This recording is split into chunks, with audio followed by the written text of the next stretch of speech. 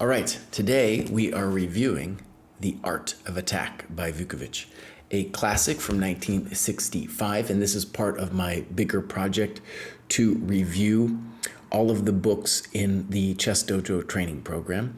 And this one was particularly fun because really I spent a year with my student Jamil, and we just took our time going through this book. So the first thing that I want to say that's interesting is just kind of the general philosophy of this book, and I'll read from the first introduction. Action is the essential basis on which the game of chess is founded, and any action which contains a threat, i.e. attack in its widest sense, stands out as a prominent feature of the game. And it sounds obvious when you read it, and it's a compelling vision that attack is what drives the game of chess.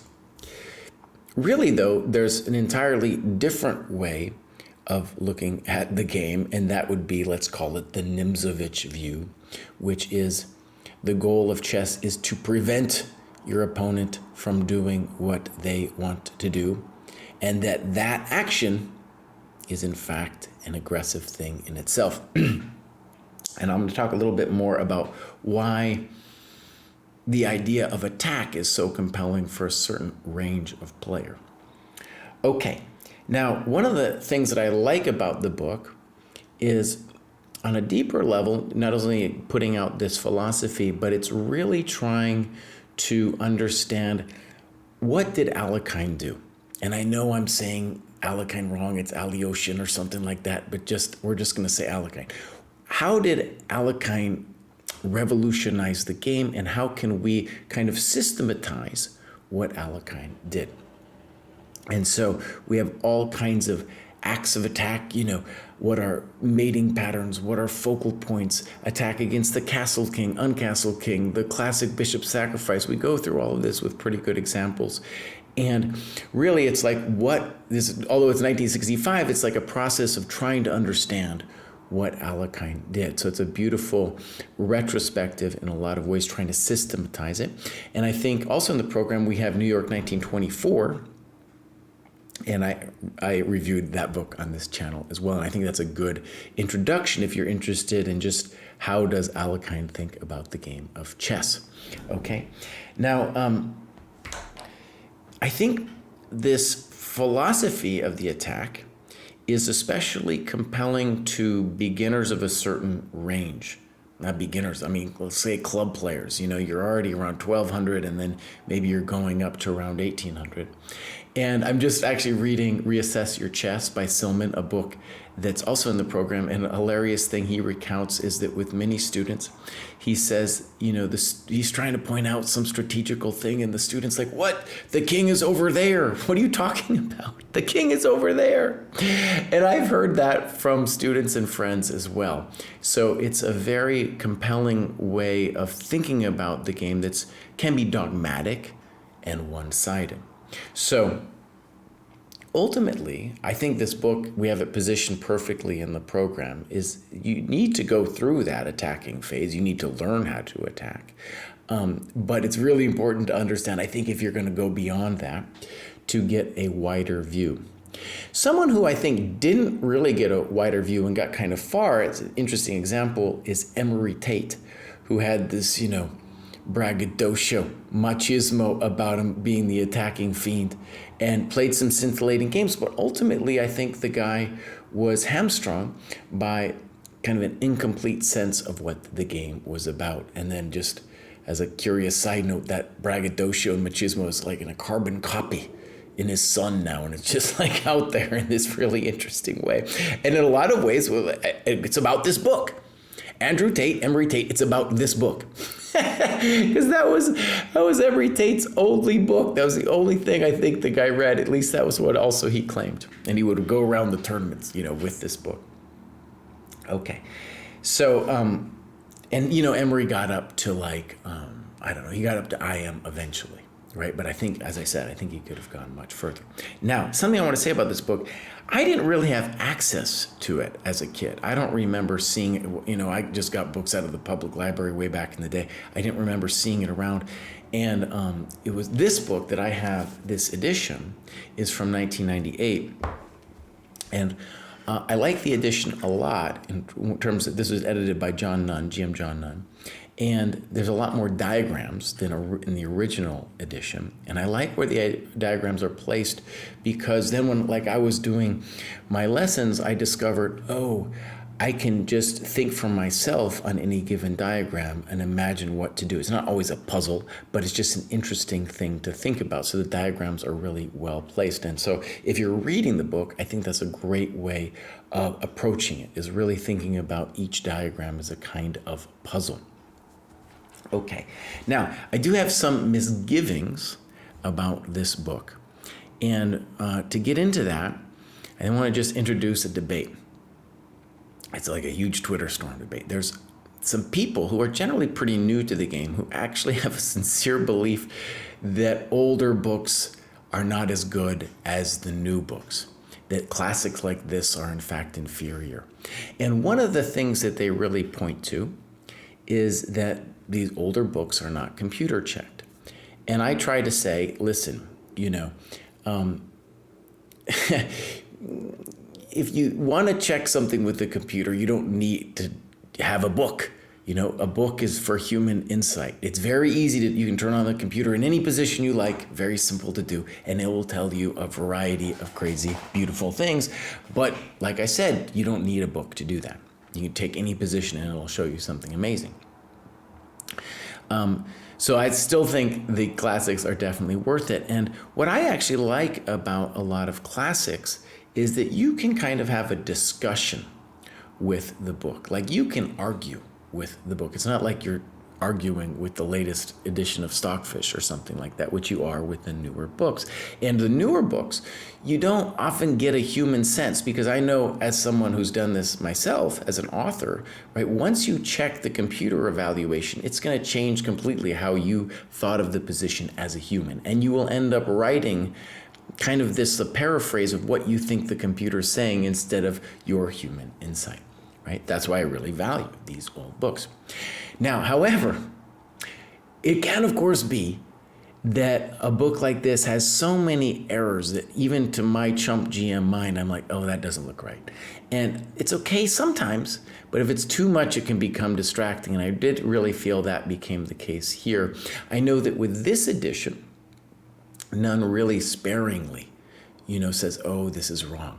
But I also know that in the Chessable one, it's everywhere. It's like, this is wrong, this is wrong, this is wrong. And I'm sure the computer found in Chessable far more things, than the obvious things that I found. But I do want to point out a little bit what I mean about this debate using some examples, to give a little bit of flavor for the book. So here's a fascinating game between Morphe and Barnes. It's 1859. This was a simul. Morphe's playing 5 dudes at once here. So we get this crazy business, and f6, and it already feels like black deserves to die, right? Okay, castles, queen e7 is like, oh, you can't play chess that way. So this all goes down, and I want to say, when I was studying this, of course, I'm not doing this with a computer, I felt, oh, white has to be winning here. And then this happened, and this happened. I'm like, oh, yeah, this is just standard Morphe crushing some dude.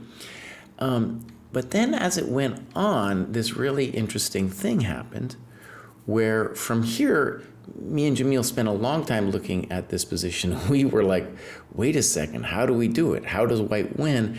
And it became harder and harder. And part of it is, it's not easy to know what to do with these pieces. So this, I want to say, is an interesting example of how a human can get something wrong, and it's actually to the benefit of the reader, because here in this position, Vukovic says that b4 is the mistake, and that he should have played a4 anyway. Me and Jamil couldn't come up with anything for white after a4. So why is it interesting? Because Vukovic felt like we did, that black deserves to die for the unconscionable play that happened in the run-up to this position. In fact, though, whether it's a4 or b4, black is totally fine, even better. Surprise, right?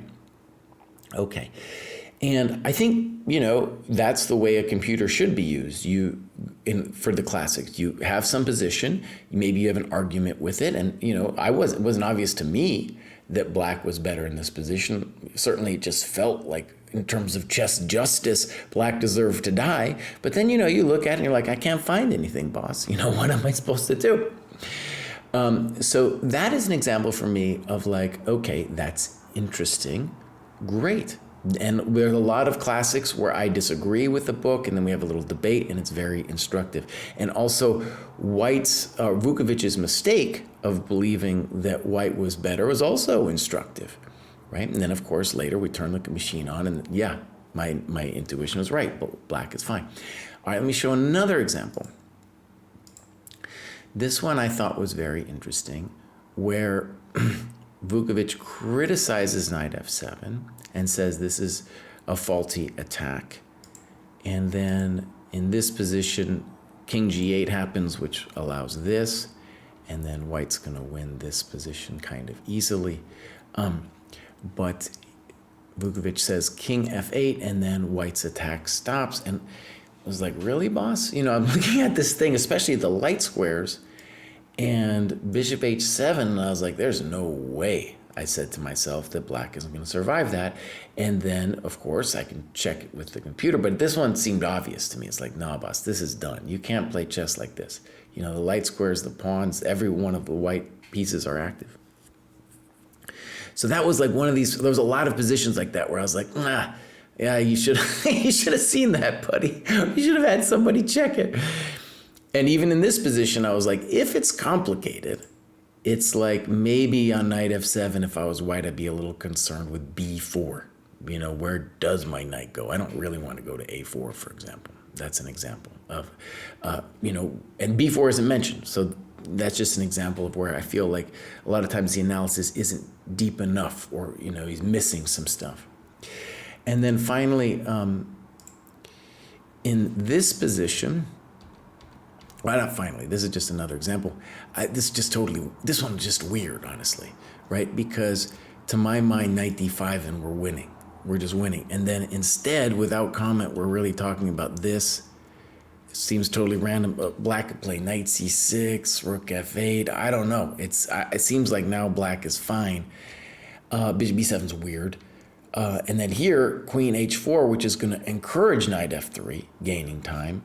And I don't know why you did that, boss. You just played queen h1, and who knows what's still happening. The game is still all the way on. And this was kind of given without comment, too. So it was like, I can't take it.